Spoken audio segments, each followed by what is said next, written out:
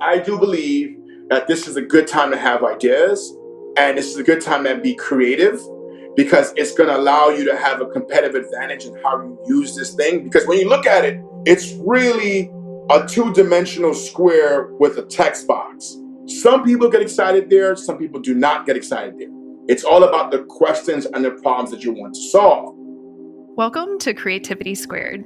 I'm excited to share today's conversation with you that's with my dear friend, Jey Van-Sharp, who's also known as the Prompt Papi, which you'll learn more about.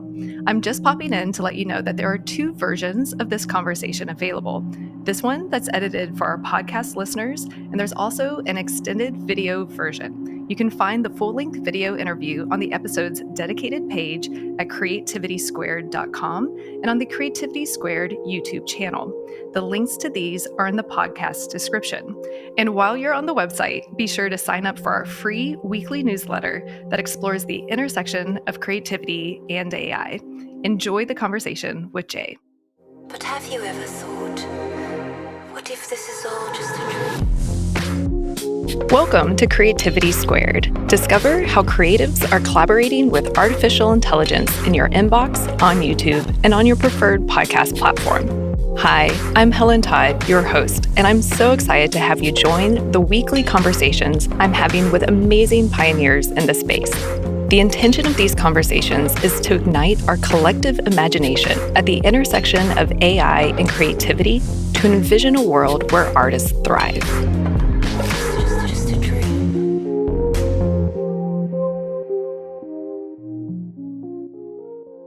Welcome to Creativity Squared. I am so excited today. We have Jey Van-Sharp. He's one of my favorite humans on the planet. We go way back to our New York City days.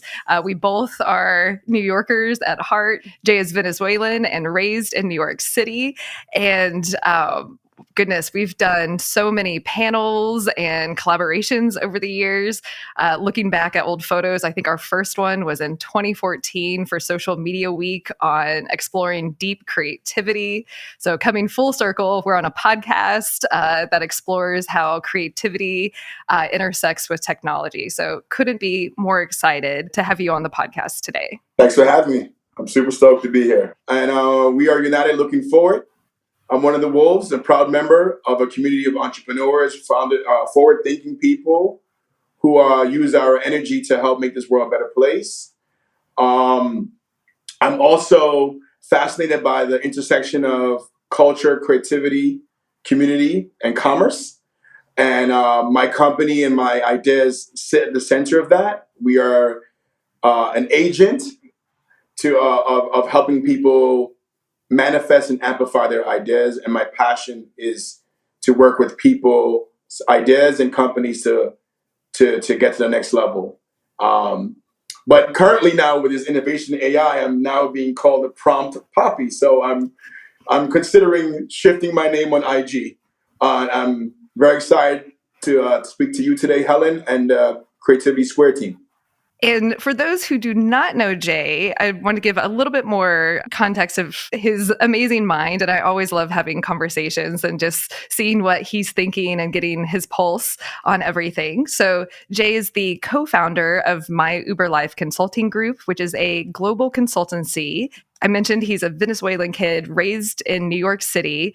One of his superpowers is really synthesizing data and culture, which we'll get a lot more into on today's show. And then My Uber Life specializes in providing innovative solutions to help geniuses, creators, celebrities, executives, and companies navigate the complexities of modern business and achieve success in their endeavors.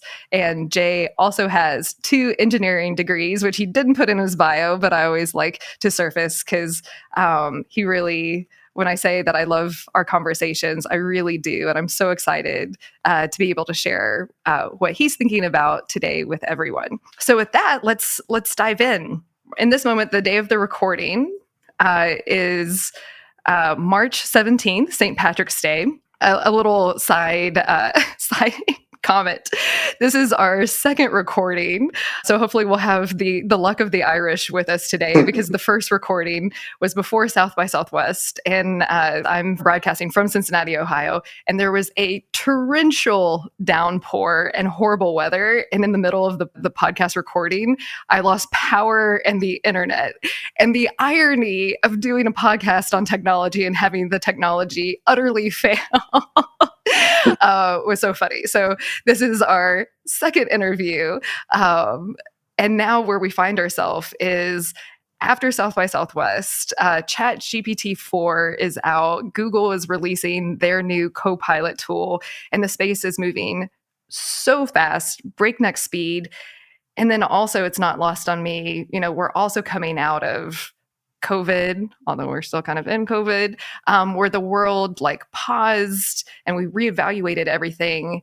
And instead of slowing down, grieving what's happened, thinking about getting really clear how we want to use this technology, we're just jumping right into the next thing at full speed with this new technology that's truly going to transform the internet and our lives as we know it. So Jey, it's a big setup, but we're at a very interesting place in human history at the intersection of humans and this new tool. And I'd love to get your pulse on how you see this moment and the zeitgeist right now. Well, I would just say this, bear with me a little bit here, right? Because I have to connect some dots. But where I see the zeitgeist right now in terms of culture is that we are experiencing two things, right? We're experiencing an epic amount of levels of optimism in terms of what the future can bring. And I think at the same time, we're experiencing, extreme levels of skepticism and pessimism. I would say that, clearly we just had 3 years of very, very interesting time, and we haven't really had a conversation about it as a species, as a nation, as a society, as a community, because things are going so fast. But at the same time, here are these tools that we have now that can help us go faster, right? It's helping us to have some kind of normalcy at that speed. And I'm talking about artificial intelligence, machine learning, generative learning, things of that nature. I would say also what's happening in the zeitgeist, I think people have decided to reevaluate what life is, right? Our company name is My Uber Life, right? So it's like my super life. And I think really looking at from a lens of what do you do with your time, right? For 2 years with COVID, we time was distorted. Time was really relative, right? And how we treated that time and how it shifted a lot of the value systems that we have as a society. And that is both on a micro level and then, of course, on the global macrocosm level. So I think right now, from my experience, there's so many different fractals of those two ways. I think ultimately human beings are always concerned with survival. And I think that thesis has kind of evolved for a lot of people, where they're thinking about quality of life, family, death, health, wellness, those things now that were looked upon as being not a part of the mainstream, not a part of productivity, not a part of creativity, and are now kind of become singular in a sense, or approaching, some type of singularity per se, right? Where these different non-connected ideas are now being pushed against each other through technology, through information sharing, through the way we synthesize information, and I would say also how we interpret that as human beings really is the cultural aspect, right? And the cultural aspect and how that again affects machine learning, right? Because the machines are learning from us and we're learning from the machines. So this is symbiosis happening that it's very reflective of not only of our positive psyche but also our dark psyche. I would probably say also having experiences with all the different web and internet and technological iterations, particularly coming out of Web 2, I think a lot of us are looking back and with a healthy dose of skepticism. And I'll park it there. I'll end the plane there because I know we have a lot more questions. But I would tee it up there and say, this web AI is not as blissful as I would say, Twitter or Hootsuite or something of that nature, or Instagram in the beginnings, where like, wow, I can edit an image. Now we're probably thinking like, how does this affect our sense of normalcy? How does this sell intellectual property? How does this affect jobs? I actually just started reading a book last night called Creativity, the Psychology of Discovery and Invention that someone recently recommended. And one of the things that's interesting in this, kind of related to what you just said, is that creativity, and I think you could also, not interchange culture here, but doesn't happen in people's heads, but between a person's thoughts and sociocultural context. Like you can't just like, oh, I have creative ideas. Like it's the culture has to like say, yes, that is cool. And since we are this podcast is dedicated to the intersection of creativity and AI, I'd love to hear your thoughts or reaction to creativity and where that fits into how you think about data as culture. I always like to reference historical, right? So you have to know your roots, right? So one of the roots were Saatchi and Saatchi, I think it was Kevin Roberts. He talked about creating love marks, right? And creating love and humans needing love and seeking love and exchanging love and the things that we do for love, even in consuming, right? So I just want to put that as a side prompt, and this just to make it available to answer your question. And then the second part I want to say is that what is creativity as it's the ability to create, right? Women have an advantage, right, because of just our biology, or biological women have an advantage. Emotional people have an advantage, right? Because they see past obstacles. People who have been through a lot of trauma and survived are creators. Moms are creators. Dads are creators. Entrepreneurs are creators. Artists are creators. Singers are creators. Rappers are creators. If you've ever seen Kobe Bryant dribble a basketball, or Michael Jordan dribble basketball, LeBron James, basketball, or Steph Curry dribble basketball, that's creativity, right? Or Ronaldinho and with him in a soccer ball, or Pele with the soccer ball, that's creativity, right? So I kind of want to give essence of what creativity is, so that we don't make it cliche, right? And kind of whitewash it, greenwash it, wash it with nonsense, right? Just like it's taking a circumstance and manifesting it. It's something from your mind and making that a reality. It's the real act of creativity, right? It's something that's not visible to the human senses at the moment. Who knows what happens to it's Friday? And I just saw a tweet today from somebody in my team, and it gave all the headlights, all the highlights of what was dropped this week in technology from AI.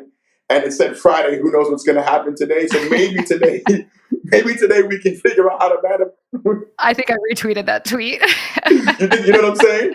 So I just saying creativity. So I think a big part of humanity is expression and creating out of the chaos, right? Which is like the second law of thermodynamics, which is entropy. Like, how do you create predictability in chaos? It's like a human drive, right? Like, how do we stay alive? How do we stay safe? How do we store our nuts? How do we keep our tribe, our family, our communities, our gender, our race, our nation, our species, right? How do we keep ourselves safe?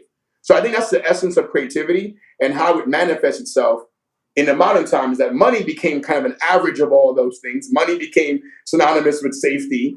So people started using their ideas primarily on finding ways to make money, while ignoring about ways to help human beings. So I think that's going to be an interesting shift, what's going to happen now about who and what capital allocators and what ideas get funded, right? So now creativity and community and commerce plays together.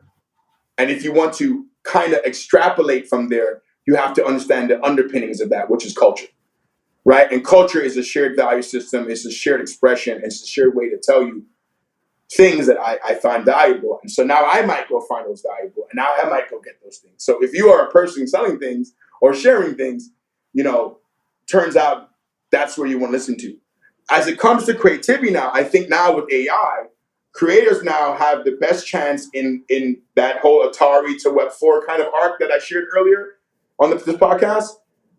I believe this is the first time, and my team, we believe it's the first time that creators have a competitive advantage against people who have very rigid mindsets, right? People who are in Ivy Towers, big companies, people who are fashion themselves as being conservative about their ideas. All the things we tell ourselves, all kind of AKAs for risk management, right? People who are just like, we don't want to mess up a good thing. We're winning here. Why mess it up with some weird innovation, right? However, this is like water. This is like air. So it will run through your system. Now, creators now had never had a problem with ideas. Their problem was going to get capital and getting people to give a shit. By the time you get to someone with capital, they're giving you their complete bias, rigid point of view that they copied and pasted from their Harvard, Yale, wherever fund they're at, and their metric that they think is they think it's statistically safe, which clearly it's not, because if it was safe, every single bet would have yielded a return on that bet, right? So clearly something is off with those models, and something is missing there. So the fact that those people are so sure about their models is due for disruption, right? Creators now do not necessarily need to, or less and less every day, pitch a room of people with robes and decision-making power to get funding to have their ideas, amplify or proliferate in the market or be shared or be consumed. Now these creators now can technically very, very soon go on our platform like Equity Share and take their idea or asset and get it fractionalized in crowdfund, right? So you can do that. We literally crowdfunded our affordable housing project from the internet. Okay, that actually happened. So that's not hypothetical.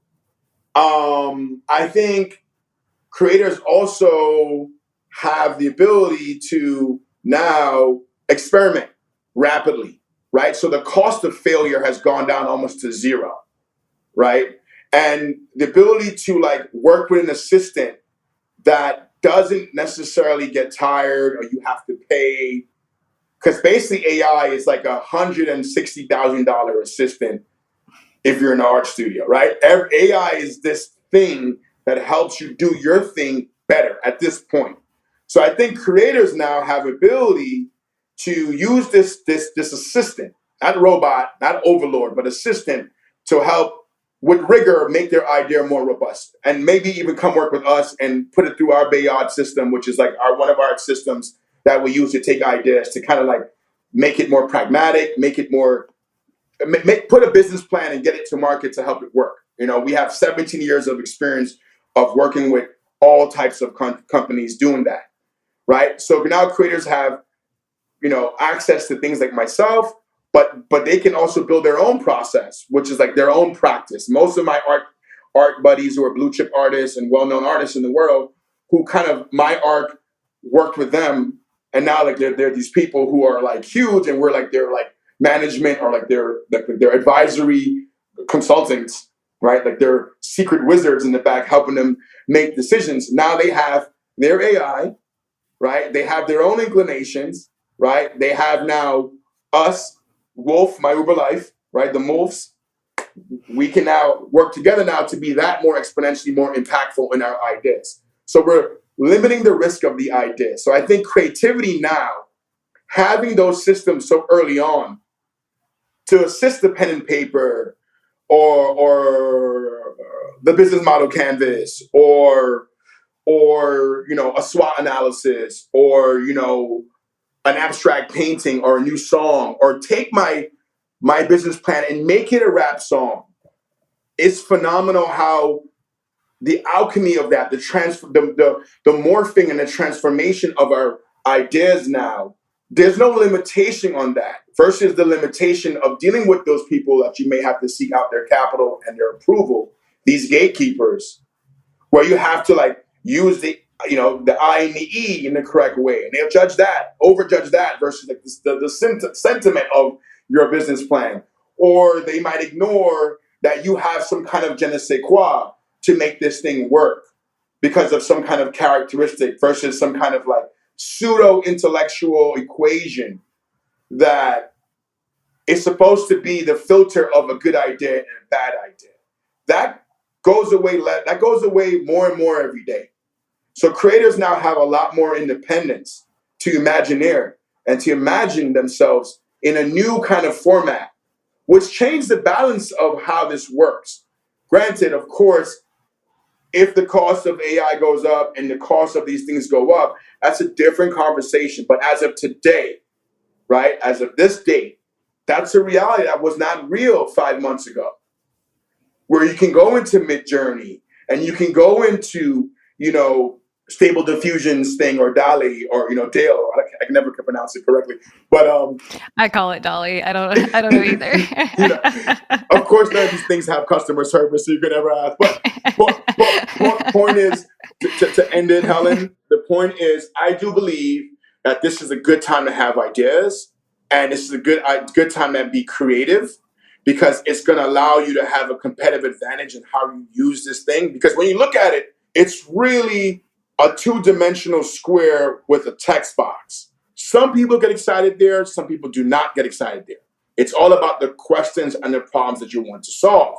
Now, if you're a creative person and truly want to create solutions to make this world a better place, you can easily now go and experiment there and get people excited around that, create art around that, create memes around that, share around that. And, a decentralized social media is, there's a lot of those things happening. Decentralized platforms where Discord groups and things are happening off of the major platforms are happening in real time.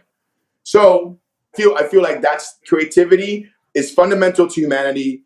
And it's the fundamental aspect to economics that got zeroed out because of specialization and industrialization, that now that bag is opened back up. Like, where are the ideas? Let's fund the ideas. Let's get behind the ideas. And let's get around the ideas that we know have the highest probability to be cool and affect the culture. And if we do that, the economics will take care of itself. Well, and one thing, just to do a snapshot of at the time of this recording where we're sitting. So I loved that what you said of, creativity is bringing ideas to life, and these tools just give the accessibility to create into just so many more hands. And, I think this is used a lot, help solve the blank page problem. But where we're sitting right now is you can put text in, get text out. You can put text in, get images out.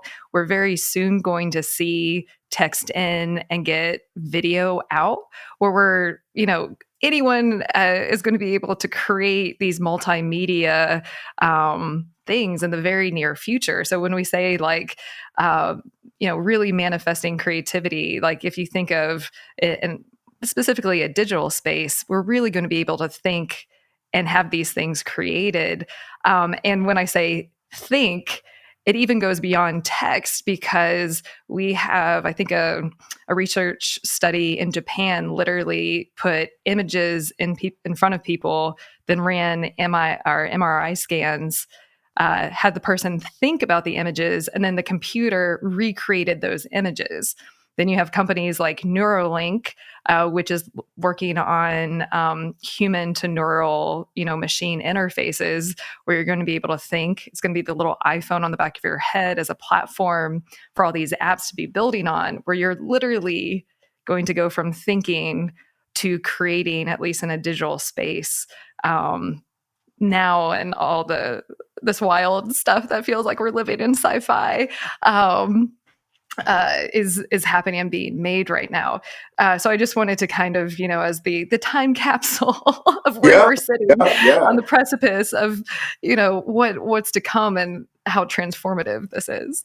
I mean, I think it's quite spiritual. I mean, whatever word you want to use to replace spiritual. I do feel like there's a level of spirituality and empathy that was the first iterations of the web we were devoid of.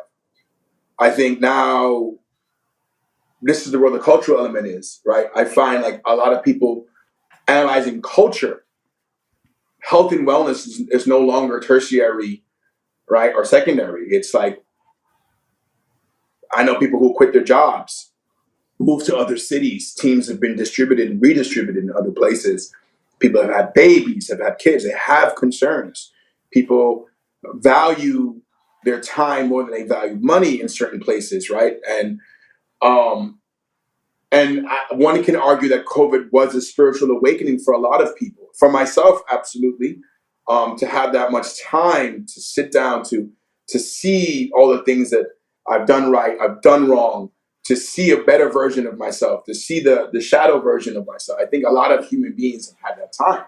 We cannot look at these innovations in a vacuum and get caught up in just the sci-fi and forget about the sci reality, right? This sci-fi and this sci-real, right? Like, because like sci-fi is abstract and like it's either dystopian or utopian, but oftentimes in sci-reality, it's oftentimes both, right? And it's unevenly distributed and it's unfair in a lot of its aspects, right? Of course, my Uber Life and being a company founded by multicultural kids and our Wolf network of professionals like yourself, our job is to make sure that we ask the tough questions in the room, right? Like, okay, how does this help humanity? Tell me how this resource can be made available for free at scale for all the kids in the public school system in each of these jurisdictions, because they need to be trained on this ASAP. And not only need to be trained, we need to have funding and allocation of that, because if you don't, some other country's doing that. You know what I'm saying? So it's like, this is a new awakening that we need to have in America, where it's like, people are going to get smart very fast. We have a stat on our website that says something about 60% of the world's on the internet, right? So it's about approximately 40% of the world not on the internet.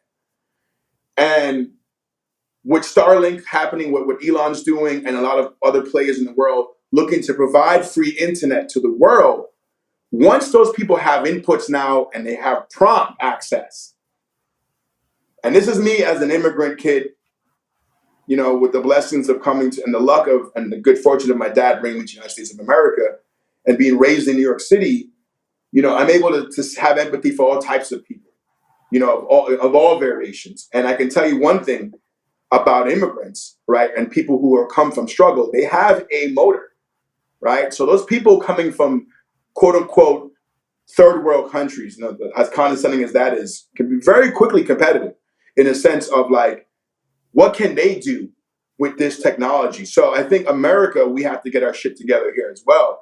And that's not going to come from a bunch of cats in Silicon Valley speaking in a vacuum where the majority of the people look exactly the same. It's going to happen from the ground level and from the cultural level. And that really, to me, starts with entertainment and education. And that's what our company's doing, right? So anyone that's interested in reaching out to us to collaborate on that, please do reach out. But I feel like it's the job to also respect the spiritual part, the emotional part, the humanity part as well. That conversation needs to be treated. I didn't go to South by this year, and you and I haven't had a real time to kind of download. But what I'm really interested in is to hearing the ethics and the moral part of that, because it's not clear to me, right? It's not going to be some, this is wrong, this is right. It's not that. I don't also want to bring politics into something so early and that's innovating so quickly. I just want, to me, this is not an ethic or moral problem. To me, this is a distribution problem. The distribution will help solve the ethic and moral, because now you'll have more parity, and people who have more access will have more input through culture and through the internet to shift what the public opinion, which I call the fourth branch of government, right? What do they think? And I know there's a lot of opinions on that, but I think it has to get to maybe not even cynical adults as much as young people, right? And I mean young people and creators of all ages. They need to sit down, right? Like, here's a month and you got to kind of look at your whole situation a little bit differently. And we've been doing that with some of our clients. I'm like, listen, guys, like, I know this is not, we're not a workshop-y kind of thing. We don't want to do a retreat. We try not to waste time, no frills. It's just straight to, like, our attitude is very, we united looking forward. We're kind of like, let's help make the world a better place, and let's use everything in the fridge, right? Let's not complain. Let's use all the ingredients to make soup to feed the house. Like, it's this very old school kind of immigrant mentality to our organization, how we treat our clients, right? We're like, your family, let's work, right? And you know how we work together for over a decade now, so you know that to be very consistent. But I would say, speaking to a lot of people, I find it so interesting that my phone calls with them, because I never really pitch these people. These are people who call me when they need me. I think it's time for you to sit down. I think we need to have we need to take a month out and do a real retreat. Fly, and these are people who have means. I've also been doing it. Our company also does this pro bono. We do it through our educational pipe as well. I have to make honorable mention of that, of the hard work that Winston and Kwesi are doing on my team. But also, like, hey, all the CEOs, all the startup people, all the venture people, all the movement people who are in the head of art practices, gatekeepers, gotta wake up. Because I'm not like anti-gatekeeper. I'm not anti-anything per se. I'm just pro-human in a sense where, okay, what gets us to the next level where there's people now sleeping on the floor, where we have a little bit less anxiety when we wake up in the morning because we have some of our means met, and at least we're getting honest direction about how we should go about our day. Like, if it's the Hunger Games, let us know it's the Hunger Games, right? Like, if it's going to be some utopia, like, don't lie to us, where we completely ignore the elders in the room. So I do think this information is going to be transformative, as AI is going to be transformative. I do believe that we need to have a conversation about that tool from a very diverse cultural data set, which starts from a very, very cultural community of different people who are leaders and dreamers of parts of the world coming together and to experiment and to basically color, right? This is like kindergarten all over again, right? How do we use crayons and these alphabets to pay our rent in the next 40, 50 years, right? We need to have these conversations as a society versus just getting it on, here are the 4 or 5 things you can do with it. And then we're like, whoa. I get, okay, these nice Steve Jobs kind of TW Triad kind of conference announcements are cool, but how does that affect my business, particularly coming out of COVID, inflation, and how does this help the nation, and how does this reinvigorate an entire working class of people who are already skeptical and pessimistic because they were not participants in the wealth transfer of Web 1, Web 2, and Web 3. Why would they get behind Web 4?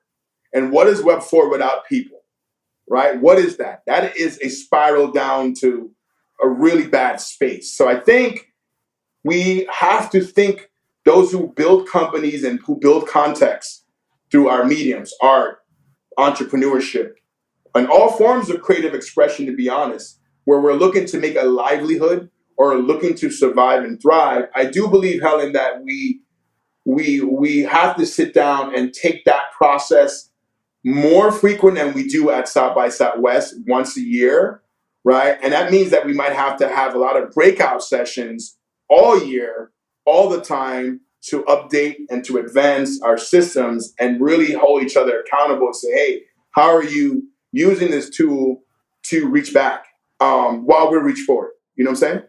It made me think of universal creative income, if just have our living needs met so that we can be creative with these tools. One thing I wanted to make sure that we covered in today's conversation, and I just made up the universal creative income. Universal basic income. Universal basic income. Nope. But I like it. Universal creative income is good. That's really good. Let us all be creators. Yeah. One thing I wanted to, because I do think that we all are creators, and that's, and I think one thing that's interesting is that when we say to be creative is to be human, is that all these tools and technology is like really holding up a mirror and asking these existential questions. If a machine can take two unrelated ideas and bring it together, in a lot of ways, that's what creativity is. Is creativity human, inherently human? Mm-hmm. So that's why I love, this moment in time is really begging us to ask a lot of these Mm-hmm. existential questions. But one thing I definitely wanted to cover on in today's conversation is something that we discussed before as prompts are the new IP. Mm-hmm. And well, first of all, do you have any favorite prompts that you've used, Jay, that you're willing to Oh, share? Or how do you think about prompts? oh, Because I can tell we're you one. 2023 is definitely the year of prompts. My team has been calling me the prompt Papi or the prompt Lord. I get very excited about my discovery. So being prompt Papi, I do have to, you know, I um, love it. hopefully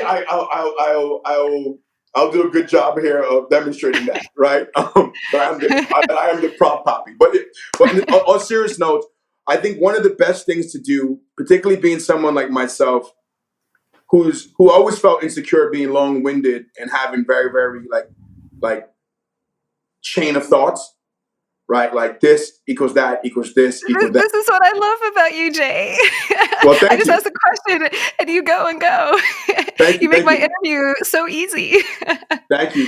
I mean, listen, I always speak it from my heart, as you know. I try not to like really go beyond that. I'm still a Venezuelan kid trying to figure it out and trying to help my community and my clients figure it out. Right. And I figured some shit out, and here we are. So, um, I think a big part of it is the teaching element, finding out culturally how someone receives information the best is a huge part of our process. Now that I can take any information and tell it to tell me it back in a context that is enjoyable to the subject or the person I'm trying to, the student per se, without the condescension of patriarchy kind of stuff, like to my student, to get them to be excited, so they're no longer a student, now they're a participant. That's the whole essence of our organization at Wolf, is like, we don't want students, we want everyone to be a co-collaborator, a co-consultant, a part of the group, right, a co-builder. So for example, let me actually go to it. This is probably a good way Let's go. Yes, let's let's go. go. Let's see what prompt Papi has up his prompt sleeve. Yes, I love it. I love it. So let's go. It's all fun, right? So something called the Adikra codes. I'll fill you in. So Adikra codes are a type of computer code used to create software applications, right? They are written in the Adikra program language, which is open source programming language designed for use on the web and the mobile. And Adikra codes are used to create interactive application games and websites. Additionally, they are used to build machine learning models and data analysis tools. No one knows what the hell that means, right? Probably. So I'm going to ask it, tell me what Adikra codes are, but tell me in a Disney narrative. I Prompt love Papi. it. Okay? Here we go. So, once upon a time in a faraway land, lived hold on one second. Lived a tribe of wise people known as the Dogon. These are Dogon tribe is this tribe in Africa who are technologically as advanced as the ancient Egyptians, right? These are people who use their symbols and codes to actually communicate. This is binary. This is deep computer language, all the way into Africa, right? They were known for their knowledge of the universe and ability to communicate stories and wisdom through a special type of code. This code was known as the Adikra codes, and it was believed to contain the secrets of the universe. The Dogon used Adikra to communicate stories, solve problems, and express feelings. Today, the Adikra codes are used in a computer programming to create interactive applications. They can be used to build machine learning models data analysis tools with the help of these codes, right? So I'm going to ask you another question. What's your favorite Disney story? We all have Oh, one. goodness. My favorite, the first one that came to mind is Beauty and the Beast. So tell me all of this, and I'm using the word this to show how vague you can be. Tell me all of this in the Beauty and the Beast. Well, and one thing to, as you're typing that, to share for those who haven't played with Chat GPT, one, we encourage you to do so and ask questions and experiment with it. But it remembers what you type. So you don't have to, every time you go to a Google search, you're kind of starting over. If you can't find what you're looking for, you might tweak what you're asking Google. But whereas these chatbots remember the context of the conversation that you're having. So you can say, like what Jay just said, say this and expand or whatever. It really does in some ways. It's kind of like the movie Her, where it feels like you're almost having a human conversation to a certain extent. So yeah, just as wanted to share that for those who haven't played around with it yet. You giving me time to set up my prompt, right? Because I am the prompt Papi here, the prompt lord. Okay, so tell me in the Disney. Tell me in Disney, in the Beauty and the Beast movie, right? Just tell it to me like how. Tell me the following, right? This is for everyone there. Tell me the following, and I'm putting my dense text that I read for you guys about the Indicra codes, right? And so I'm telling it to tell me the following, right? So I said, the Indicra codes are a type of computer code used in computer software, right? So I'm saying, tell me the following, and this is word for word, tell me the following in the Beauty and the Beast movie narrative. Colon. Okay? Drum roll. Let's see what the machine says, right? So, boom. Once upon a time, in a faraway kingdom lived a beautiful woman named Belle, and a beast who was cursed by an enchantress, right? As Belle and the beast became closer, the beast revealed to her the secret of the Indicra codes. He told her the Indicra codes contained the wisdom and knowledge of the universe, and that they could be used to generate interactive application games and websites, as well as building machines. Belle was fascinated with the Indicra codes and decided to use them to help them to break the beast's curse. With the help of the Indicra codes, the Belle was able to create the tools needed to help the beast regain human form. In the end, the love and the power of the Indicra codes were able to break the spell. The beast was able to turn back into a handsome prince. So, of course, I can get more descriptive with that. I can lend that, and that was we probably messed that up a little bit.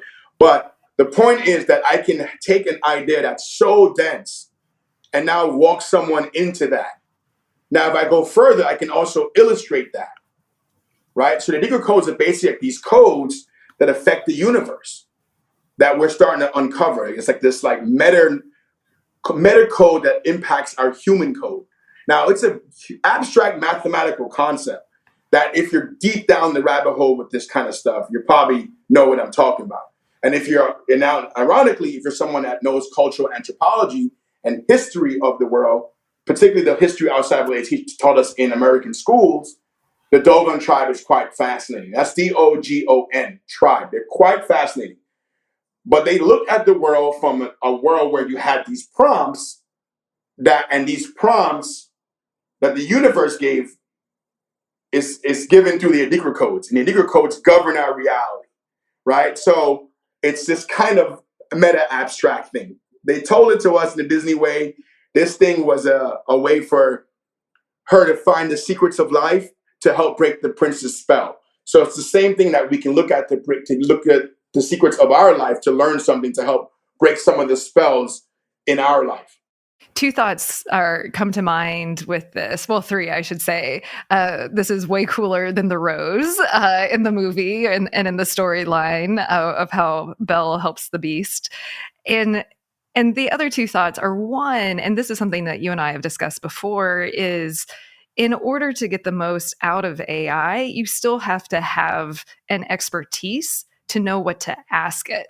And that's when you say prompts are IP, you have to have a cultural understanding or whatever your expertise is to do it. And especially with the hallucinations, I actually saw my cousin's wife, who's a midwife, and I was giving her a demo last week in Texas. And we were just kind of asking it some midwife,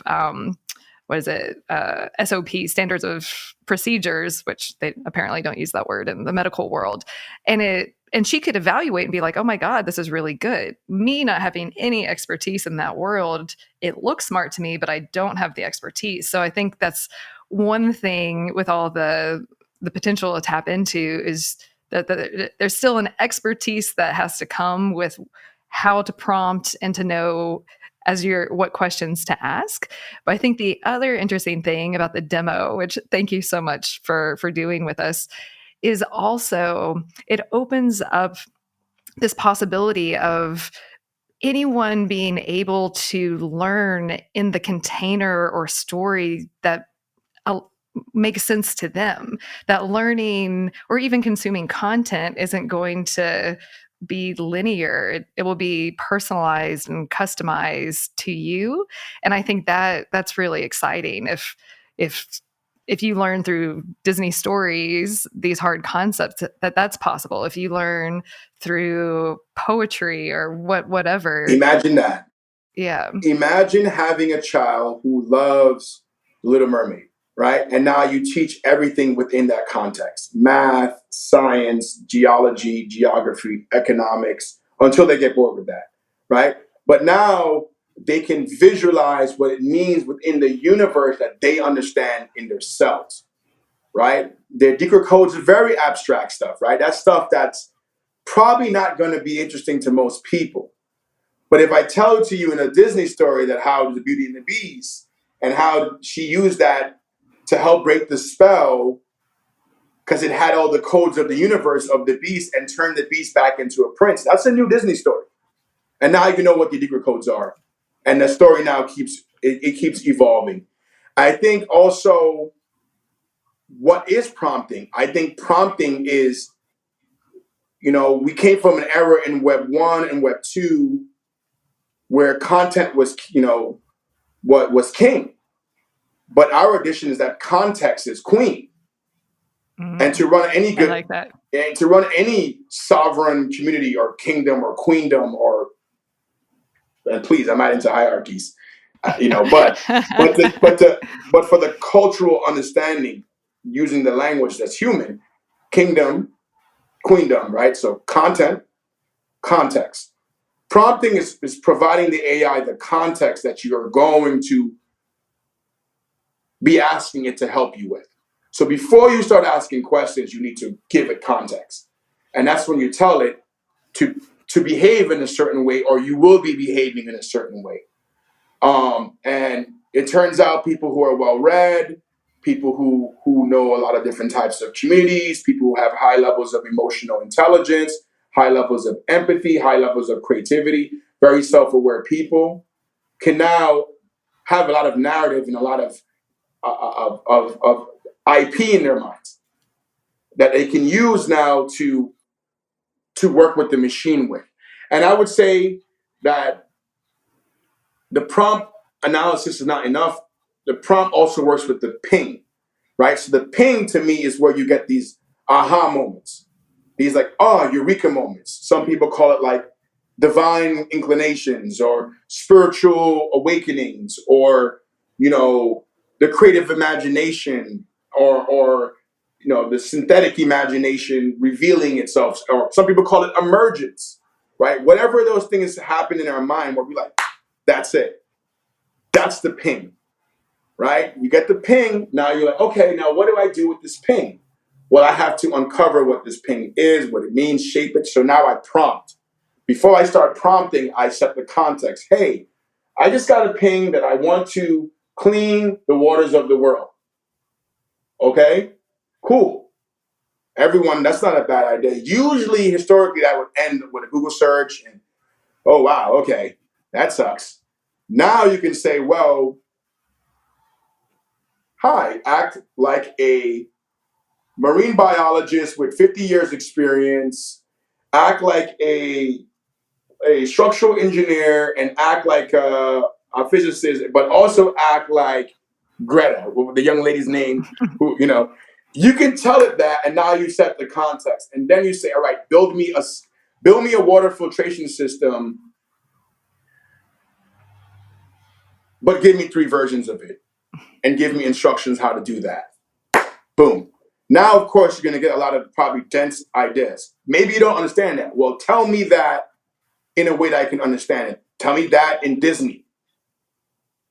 Right? And now I'm reading it in Disney. So now when I read it back, it's a little bit more intelligently, schematically, engineering kind of vibes. You go back to those.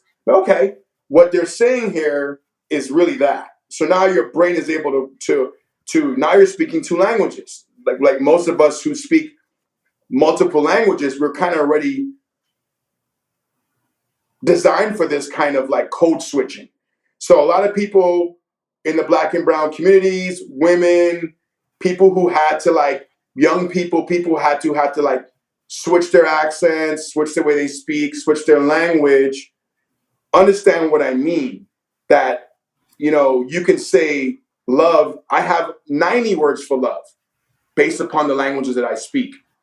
And all those love nuances are different, right? The computer now may just say, give me a word for this, and it might give you love. You might say, well, no. I want you to be a master of Spanish, Portuguese, French, Dutch, English, this, American English, British English. Then now tell me words for love. You see what I'm saying? So now you're providing the context for it to give you a more nuanced answer, to give you a little bit more diversity in the answer versus like the normalcy is that you have a short attention span. There's always a trigger with time. There's always a collapse of time. So you never really get into understanding. But you on your own time with this machine can help yourself learn better versus dealing with a cranky professor or or an impatient parent or a parent who's just busy, or a friend who may not understand, or a textbook that's this dense that now I can take into a PDF. Take that PDF, throw it in the machine, and it tell it, being the prompt Papi, like, well, give me this in bullet points. Gives me back in bullet points. I think it's a fantastic kind of experience, to be quite honest. One quote that I've been thinking a lot about since ChatGPT specifically, I default to ChatGPT just because I've personally played with it the most, is from Michelangelo of I saw the angel or in the marble and set it free, where like we can literally ask these tools anything. To a certain extent, because it's, for those who don't know, it's just a snapshot of the web up until 2021, at least ChatGPT is. So it's almost all of, human knowledge that's scrapable online that we're pulling this from. But we have all of that at the access of our fingers, and whatever we can ask or imagine and can pull out of it and set whatever our creative angels that we want to free from this tool. But 2 last questions, although I think we could probably talk about this all day.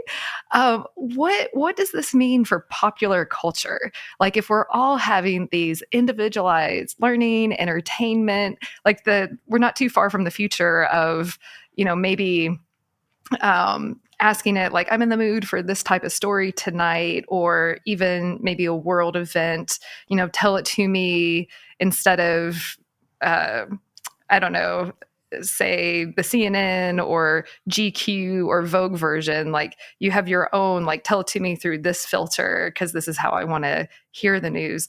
Like, and even how you described earlier, all the different fractions and microcultures, that are combining. What does this mean for popular culture and experiencing stuff across the board? We're at those water cooler talks. Hey, did you hear about this? What does this mean for all of those types of water cooler talks? I mean, that's the $1 trillion question. I when this landed, I was in the mountains of Colombia when this landed, right? When I got like pick up the phone And I think I spoke to you and a couple of other people, and I was like, okay, let me use this right away. So I started using it right away. And I also recognized that, well, I have something on my hand that I don't know where this is going to go. Like, so let me be careful about who I talk about it with. I felt very like, what is this shit? Really? So I was very excited, but at the same time, trying to be an adult, like about it, my emotions. Like, let me be smart. But I can say short answer, I don't know completely.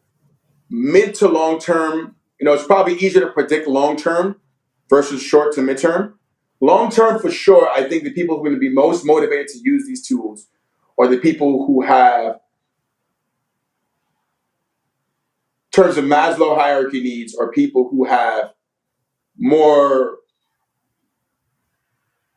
need to survive, right? So they'll use any tool to be able to express, much like hip hop, jazz, all the art movements. You used all the technologies that emerged over the last, arc of our history, particularly modern history, the last 100 years. I think people are going to use it in very fascinating ways. The musicians are already doing things. The poets are already doing things. I know people are already using it to have their grandfather who passed tell them stories. So like you're going to have that kind of emergence in culture. So I think the people who use music and the people who are entertainers and artists will use it first, and they will instruct us first on how this will become popular, because they always do that, right? I'm to be quite honest, I'm fascinated to see what the porn community uses it, what they're going to do with that, because that whole the industry of sex, a big part of how we've gotten here as a species, like the no word, right? They also have been a major proliferation of technologies, particularly streaming. So I'm looking at how they're going to use that, and think about how some of the major players, like the OnlyFans, and how they're going to interpret that. What it means for popular culture is that it's probably going to have its impact in two ways. One, where does it save me the most time? And two, where does it provide me the context where I'm more valuable to my community, both locally and the overall market? I think from the short to the midterm, in terms of businesses, right? Midterm to me is always like the business part. Like what would be the bet? I would say consumer facing goods, knowledge workers and creators right now, people who create stories and storytellers should probably start getting their hands in there. People who make movies, short films, filmmakers will probably have the time of their life right now. I think people who make art will finally have a way to iterate very quickly. I think people who provide strategy and guidance and advice and synthesis and paths are going to have a good time, right? I think knowledge workers, I don't know what the brand name is going to be, but it won't be knowledge work, but it'll be people who use words to help organize human thoughts and human energies and organize communities to look in one direction, to be productive, to be able to amplify an idea, create an idea, or, take something further. We'll probably have something there. How that will affect popular culture, I think economically, the working class will probably have to be retrained. I'm going to disagree with you right there, respectfully, just because Okay. right now, I think a lot of people were wrong in that the creative and the white collar jobs were more secure. We're actually, in some ways, more easy to replace, where the robots haven't quite figured out how to fix a toilet and a lot of the stuff with that's hands. Now, assisted computing will help them, and in terms of being able to amplify their jobs, but in terms of in the short term job replacement, it's more, unless you embrace the tools and whatnot to amplify what you're doing. I mean, like the industrialization of content, these tools are going to do, instead of a copywriter having to write 100 different versions of an ad, or the image in 20 different colors to A/B test, that type of stuff. Now these tools can do, removing the human from that. And in Yeah. some ways, those are the grunt work things that the creatives aren't getting excited about, but it does help pay the bills too, you know? I think that's a short-term problem, to be quite honest. I think after that short-term reality happens, the midterm reality would be the jobs will have to be retrained. And I don't know what the acceleration time will that be, if that's going to be 10 years, 30 years, or 2 years. I don't know what that arc is. But I agree. I actually do agree with you in the short term. A lot of people will be replaced. So I would say it's like, look at yourself, not from an aspect of you being, don't have your ego define you as a human and your productivity based upon what you do. I think it's probably a good time to figure out why you do things and what actually is in your heart and what things actually create flow and where you lose time and space, and really figure out how that works with this new way. I'm a little older now where I'm not going to waste my time thinking about what's wrong with this thing. I'm going to think about how can we keep things safe and people more productive, particularly people in my communities and, my heritage all the way out to the people like ourselves who build things and guide people to build things. I think in the job market, in the midterm, we were due for a retraining anyway in America.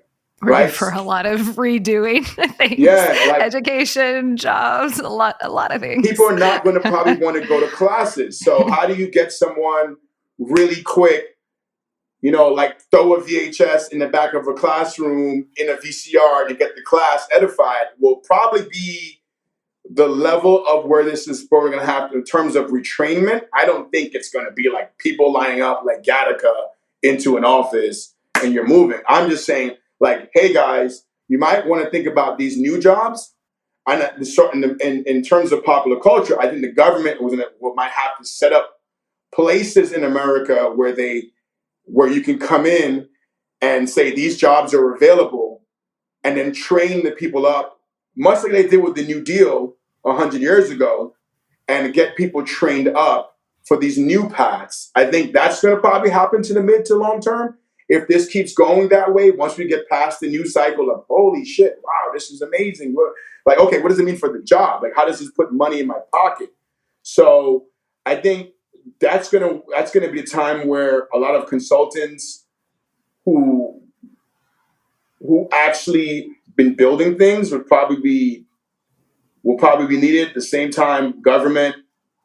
I think it's going to be a time where a lot of us that were deployed to be against each other will have to sit down to really think about what the upgrade of American life looks like from a 21st century aspect. Of course, my focus was on 21st century business, but because we're pipelined into culture, my focus is also into what's happening culturally. So I think culturally, the places environment, just to recap, that will probably you'll see the biggest visible change or the places that are outside of comfort. Economic comfort, social comfort, they will be the most motivated. And history has shown that. Hip hop is a great example, and the many aspects of youth culture and global culture. I think midterm, of course, the job stuff, we just iterate that. I think it's, how can you not think about that? Like, I don't know what else would you think about in the midterm. Of course, in the midterm, there'll be other tools to make this process probably all the tools that will be needed to make this singularity where you and the computer is no longer separate is probably going to happen in the midterm. I just don't know what the time mark is. The short term now is that there's going to be a lot of uncertainty. And I think when there's a lot of uncertainty, it's probably a good time to go in and not out.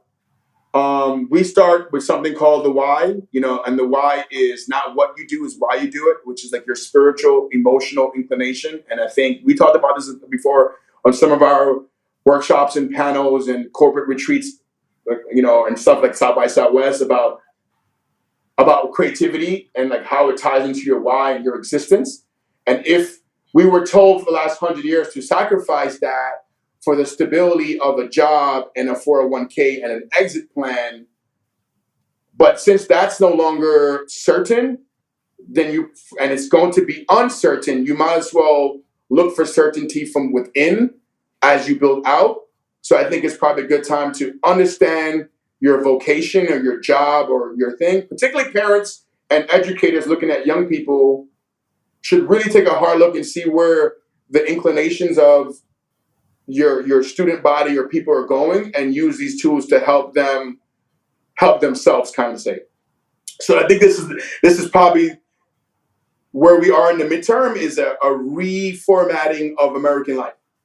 And I would be remiss if I didn't ask you last two questions related.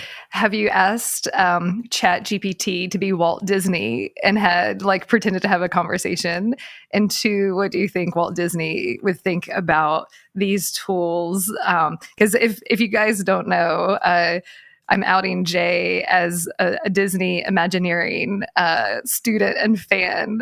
He referenced a few different Disney things, but I'm curious because I've been kind of playing with some people that I really like who are no longer here, and even here, of having conversations of asking ChatGPT to pretend to be this person to interact. So I'm curious if you've done that yet. I mean, what we did was ask ChatGPT to be Walt Disney. We gave it a bunch of Imagineering books. We fine-tuned it against that knowledge base and asked it to rate our business model and our entire process. And as a result of that, we upgraded our entire business model. So I talk to Walt a lot, to be quite honest. And honestly, one of my friends and partners talk about Walt Disney a lot, bad and good. Ironically, my girl is at Disney World today, and it was the Shangri-La for me being an immigrant kid, that one day I would be able to go to Disney, and eventually I did. But from an Imagineering standpoint, his whole concept was about taking an idea from concept and manifesting it.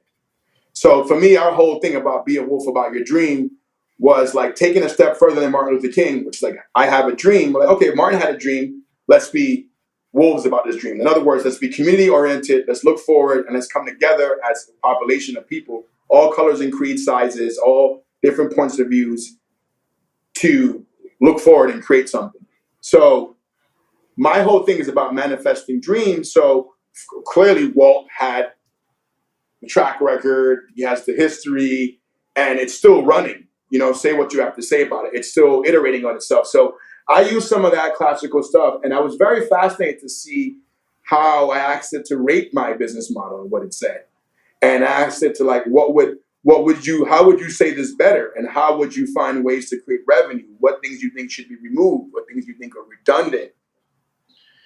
And it took us about 16 hours to edit something that I've been working on for 17 years.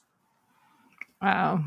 And amazing. That will tell you everything about the power of this tool and how it will redefine the economics around time and how we use it. So I think I want to introduce three things as we end here.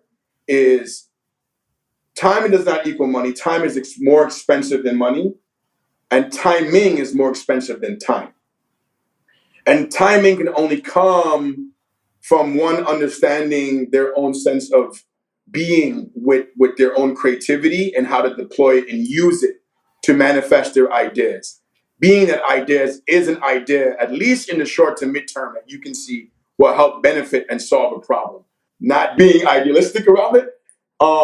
You should always benchmark and upgrade your ideas, because there are always these externalities that can be negative and have negative consequences. But yeah, that's it, full circle there. I actually misheard you the first time you said timing. I heard time meaning, and I actually thought that was really beautiful, of the meaning of how we spend our time and how we define time. So I think that's a beautiful way to end today's conversation. Thank you so much for spending so much time today. I know I have thoroughly enjoyed it, and I hope everyone who is joining does too. So thank you to our Papi prompt, or what is it? Prompt Papi? I'm still oscillating between the prompt Papi or the prompt Lord, But I like Papi. Prompt Papi. but I think everyone has their. I want to just say I want to tell people not to be overwhelmed. There's a lot of fuzziness with this process and a lot of uncertainty with this process. Lean into that. There's a lot of things you can uncover and discover there that not even some of the people designing the tools actually know. So lean into your creativity. But thank you for having me, Helen. Thank you for spending some time with us today. We're just getting started and would love your support. Subscribe to Creativity Squared on your preferred podcast platform and leave a review. It really helps. And I'd love to hear your feedback. What topics are you thinking about and want to dive into more? I invite you to visit creativitysquared.com to let me know. And while you're there, be sure to sign up for our free weekly newsletter so you can easily stay on top of all the latest news at the intersection of AI and creativity. Because it's so important to support artists, 10% of all revenue Creativity Squared generates will go to ArtsWave, a nationally recognized nonprofit that supports over 100 arts organizations. Become a premium newsletter subscriber or leave a tip on the website to support this project and ArtsWave. And premium newsletter subscribers will receive NFTs of episode cover art and more extras to say thank you for helping bring my dream to life. And a big, big thank you to everyone who's offered their time, energy, and encouragement and support so far. I really appreciate it from the bottom of my heart. This show is produced and made possible by the team at Play Audio Agency. Until next week, keep creating.